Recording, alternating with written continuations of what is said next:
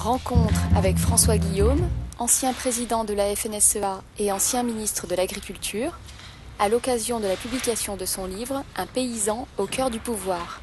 Nous allons commencer cette rencontre de l'AFJA avec François Guillaume et on va feuilleter avec vous votre histoire personnelle, mais aussi évidemment votre histoire d'homme politique et essayer de voir quel regard vous avez sur les grands sujets du moment. Syndicaliste, vous l'avez évidemment été, puisque vous avez été président de la FNSEA. À la FNSEA, maintenant, est-ce que vous avez quel regard vous portez sur l'action de la FNSEA? Vous avez dit que vous ne souhaitez pas parler de vos successeurs, mais néanmoins, quel regard avez-vous sur le syndicalisme agricole d'aujourd'hui? Écoutez, je constate que c'est pas facile. Pourquoi c'est pas facile? Parce que, comme je le disais un petit peu tout à l'heure, nous avons quitté le système de cogestion. La cogestion, c'était quoi? C'était la profession qui proposait une politique et discutait avec le gouvernement de tous les aspects de cette politique. Ce qui n'empêchait pas le politique de décider ce qu'il avait envie de décider, ni la FNSEA de manifester quand elle voulait manifester, c'est clair. C'était ça. Mais on allait au bout, si vous voulez.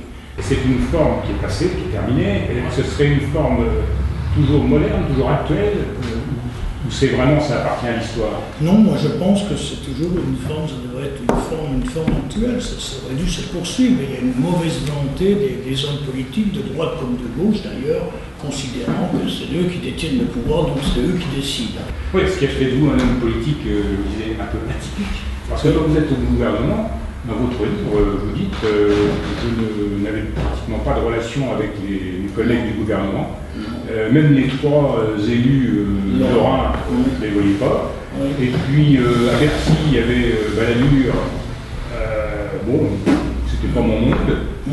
Juppé, le courant passait pas. Vous étiez quand même très isolé. Vous étiez un ministre qui était dans son non-jour, là, non? Oui, non, c'est-à-dire qu'en plus de ça, si vous ne laissez pas que je suis un sauvage, mais j'avais tellement de travail,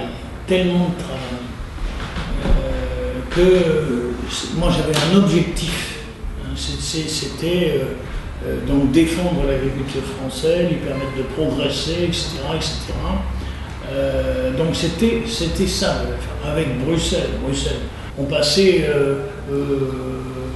3 jours de nuit quasiment sans dormir. Le premier qui dort, il a perdu. Et là, il y avait un débat. Aujourd'hui, il n'y a plus de débat. C'est la commission qui fait tout le boulot. Les gars, ils arrivent à 28, bientôt 29, autour de la table. Chacun dit le mot 2 minutes pour dire voilà, j'existe, moi le français, moi l'espagnol, moi l'irlandais, moi le tchèque, moi, etc. Et puis après, on va à la soupe. C'est fini. C'est pas avec les équipes qu'on a, ça j'ai vu, que ce soit aujourd'hui ou hier, c'est pareil, qu'on va pouvoir s'en sortir, parce qu'ils n'ont ni la connaissance ni la résistance. Tout le monde sait qu'en matière d'agriculture, depuis un certain temps, nous n'avons que des gens qui sont là pour représenter un parti politique et qui ne connaissent rien au sujet.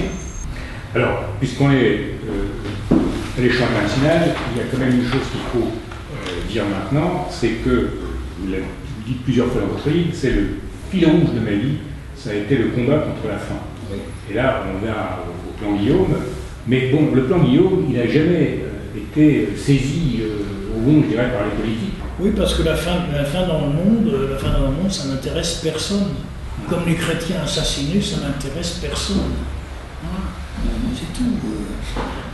Bon, jusqu'au jour où on prend ça en pleine figure, parce que les gens vont pas mourir quand dans les bidonvilles, ils ont des portables, c'est étonnant. Ils ont un poste de télévision de temps en temps, ils nous voient vivre, ils nous voient habillés comme nous sommes, ils nous voient manger, ils nous voient jouir de la vie. Bon, on ne peut pas les empêcher de penser que s'ils étaient parmi nous, ce serait mieux pour eux. L'émigration va s'accélérer, les gens ne vont pas mourir de faim de l'autre côté de l'eau, quand ici, nos poubelles dégorgent de victuailles périmées. Bon. Donc, qu'est-ce qui va se passer? Je ne comprends pas que les grands responsables de la planète là, ne voient pas venir ce danger énorme, Et nous, on continue ici en Europe, on refuse les OGM, on n'en a pas parlé, moi je suis pour les OGM. On ne pourra pas nourrir la planète si on ne se sert pas des OGM partout dans le monde. On a besoin de toutes les agricultures les plus performantes, il faut les protéger toutes. Chacune a ses particularités, ses faiblesses, etc. Mais on ne nourrira pas le monde entier avec uniquement l'agriculture occidentale. Et les Africains ne sont pas prêts de se nourrir eux-mêmes, hein, c'est clair. Voilà. Bien, écoutez, merci Monsieur Guillaume de cette conversation autour de votre livre. Retrouvez l'actualité de l'AFJA sur www.afja-asso.fr.